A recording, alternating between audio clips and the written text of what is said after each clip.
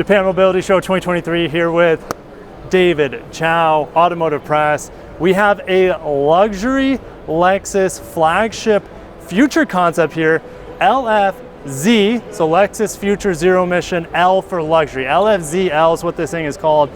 It is very striking from the front. You guys are seeing it straight on from the front here. This thing looks enormous. David, what are your thoughts on the exterior design of this concept? So first of all, keep in mind that this year is the first year we're having the Japan Mobility Show back.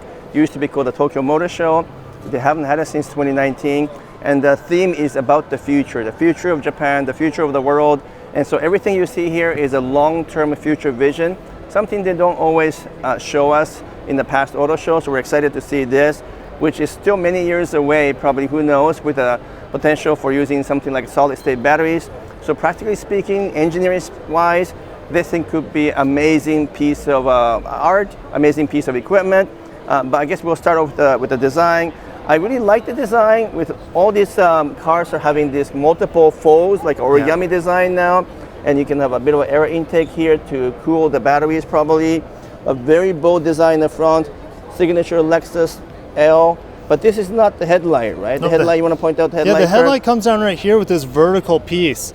And there's also maybe additional daytime running light or turn signals right above that.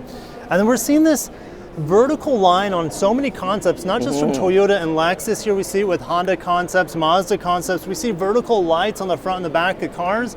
Maybe they see something in the future where that's going to be a design trend like light bars are in today's modern era.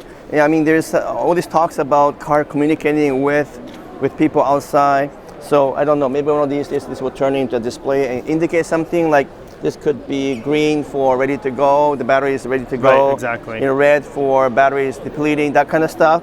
And notice there's a built-in sensor down here for maybe radar cruise control and other safety features. And that has allowed this whole piece here, which is the spindle body, no longer the spindle grille. We actually see a similar design even in the Lexus RZ today. But since the sensor is down here, it doesn't need to be incorporated into a front-facing Lexus logo. It's now incorporated actually into this body piece up here. It's flush and it is illuminated. It's really, really sharp and it'll stand out really well at night too. Now the interesting thing is that they didn't put any of the actual pattern here, like we see in the Lexus RX. So it's plain painted body, and maybe that's the indication of what the future Lexus is going to look like and move away from all this patterned look. Yeah. I don't know about that, but should we take a look at the side there as well? Let's take a look at the side. Yep. As long as I don't fall down here, Kirk. You got it? Yeah. Okay. I'm good. I'm good. We don't know how. I mean, I haven't looked at this tire. It's totally conceptual wheel and tire, carbon fiber. We have LED lights built on the inside of it. This looks like a 24-inch wheel to me. Probably like 27 or 28 huge. inches. Crazy. It's the biggest wheel I've ever seen on a Lexus for sure. We also have built-in turn indicators, I would guess, right here, because there's no side mirrors. And this actually looks like a camera, and maybe a camera down here, as well, for autonomous driving features. And you'll notice that, again, back to this kind of origami design, lots of folds, lots of angular shape. So this comes over here into an intersection, comes over here again, all the way at an angle right here. So kind of interesting, and one more here as well. Very deep angle here, and then cuts into this section here. So unique design. We know that concept cars reflect the future design. So some of these elements will show up on the actual production car. But like Kirk said, this thing is enormous size. But it's actually not a 7-seater, but this is actually a 4-seater.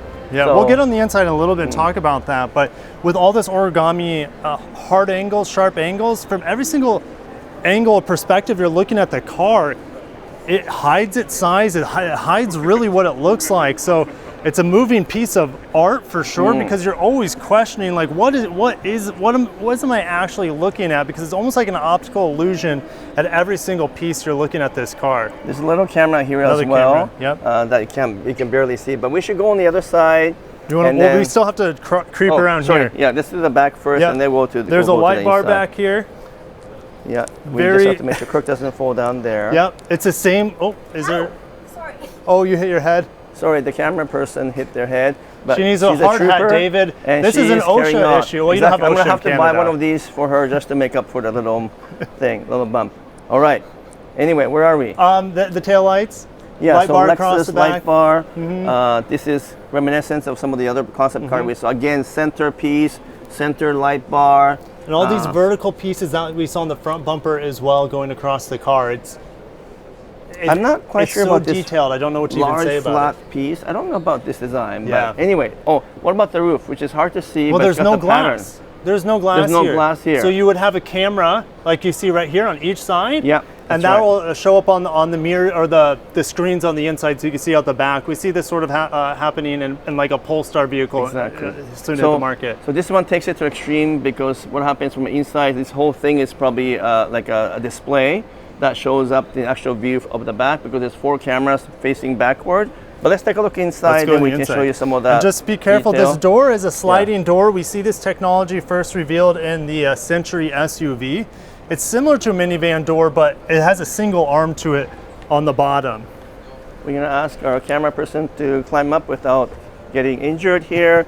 But you know, one of the things that they said to me yesterday is that this could be a future flagship. Now, it doesn't mean that it's a replacement for LS, but I'm thinking out loud, right? Yeah. That could be kind of like a Century SUV, but Lexus version, but electric version with a wide, big opening, sliding door that doesn't just slide like a normal way, but actually comes out and then moves backward with all this space in here. Partly because the car is bulging out, and so he has to clear that area to move back. But the important thing is you are getting a first-class cabin feel inside. We're allowed to sit. Do you want me to sit? Kirk, please go and sit. Very gingerly. He's taller than me, and as long as he doesn't break anything, we won't get into trouble.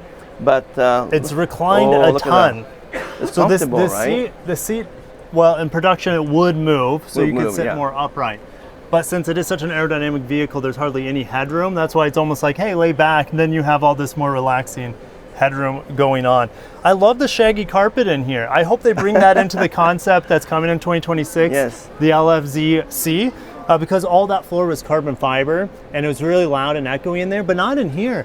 I'm not hearing the sound reverberate or echo. Maybe it's because the doors are completely open the side of the vehicle, the sound can't escape, but it seems like a much more luxurious, quiet experience on the inside. Right, so, and also to point out, in case you weren't aware, this is might not be a real carbon fiber, but this is what we call the raw carbon fiber. It's very popular now. So when I used to own the GR Supra and I wanted to put a rear spoiler in the back as an add-on, they gave me the option of a typical carbon fiber with all the fine lines, or raw carbon, which is basically unfinished carbon. And that one, this type of design is really in right now, and so I can see that coming back because it's got a beautiful texture to it. But once again, like Kirk said, this shaggy carpet is weird, right? Yeah. Do we see a trend that we don't know anything about? And I just noticed something here, David. We have a fully glass roof for the most part. There's a little beam here. There's this panel right here that folds down. I can't see what's on the other side, but it could be a screen that goes all the way across for the rear passengers, and I think that's what it is. That's what it is. Cool. Okay, let me sit in the driver's side now. Also very carefully. I think I'm allowed to step. And that seat is very, very comfortable, by the way. Okay, I am climbing into the driver's side. I'm the chauffeur for Kirk today. And like many other electric cars we've shown today, we have the kind of an interesting yoke steering, which is not quite a yoke, but 2 small views here, 2 small display. To the right, maybe looks like a music control, audio control.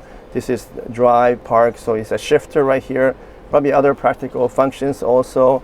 And then the steering itself wouldn't move too much because it's electric steering, obviously. But you even have paddle shifter, you can see minus and plus, and some controls over here as well. I mean, who knows if something like this will actually make it to production. But the idea of a kind of flanked design with a small steering, with controls converted into electric or digital format is probably something that obviously they're going to be working on.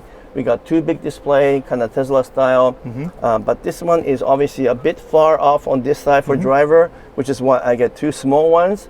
But for the passenger, wow, look at the 2 large screen. Huge. They look bigger than 14-inch, right? So looks like a huge iPad. Yeah, and then look down below, you have a touchscreen for additional functionality there for the driver and passenger. Yes, obviously this is not functional right now, but music control, also, what is this? Home, work, cafe. So maybe navigation system in here. But we got to get going, David. Okay, we're going to get in trouble. We're going to get in trouble. So we're going to open the open the door. We can't open the other doors. We can't do that. But Gotta get out. Got to get moving. It's actually really easy to get out of this car Yeah. compared to the LFZC over there. That thing's super low to the ground, real tight, real compact. This is definitely more of a luxury flagship vehicle. Could be a future electric LS. full flagship LS, but kind of a semi SUV style. Could be amazing, guys. What do you guys think? Let us know in the comments See you down below. below. We'll see you in the guys next later. one. Peace.